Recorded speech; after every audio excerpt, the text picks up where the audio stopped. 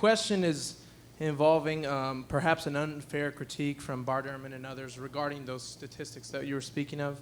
I've heard you be criticized on the grounds that this type of appeal to majority is not necessarily truth conducive, and then two, that this might be a skewed sample because the majority of New Testament scholars are already committed to the truths of Christianity. Yeah, I think that attitude, which is prevalent among students, it just simply shows a naivete and unfamiliarity with New Testament scholarship.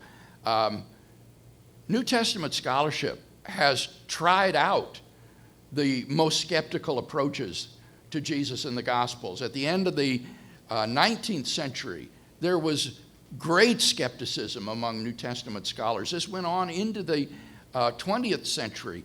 In the 1940s, a man like Rudolf Bultmann could claim that all that could be known about the historical Jesus could be written on a 4x6 card. It was widely thought that the stories of the empty tomb were legendary developments that arose decades after Jesus was gone and dead, that the original disciples had perhaps had hallucinations of Jesus, that the stories of Jesus' miracles and divine claims were the result of the influence of pagan mythology.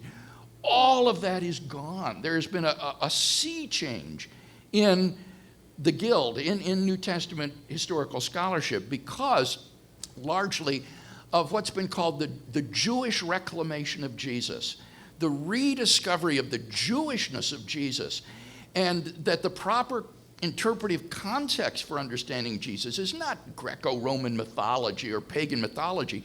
It's first century Palestinian Judaism.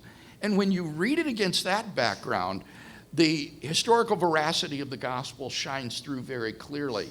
So this, I won't call it a consensus, but this majority view that I described represents an enormous change in New Testament scholarship that was brought about by the reappreciation of the evidence. This isn't a skewed sample.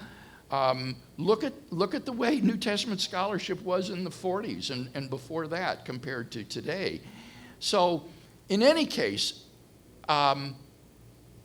that's why I don't simply share this is a majority view. I give the reasons: multiple independent attestation, embarrassment, dissimilarity, and so on and so forth. I give the reasons that have led most scholars to these opinions. So in the end, it's not about counting noses.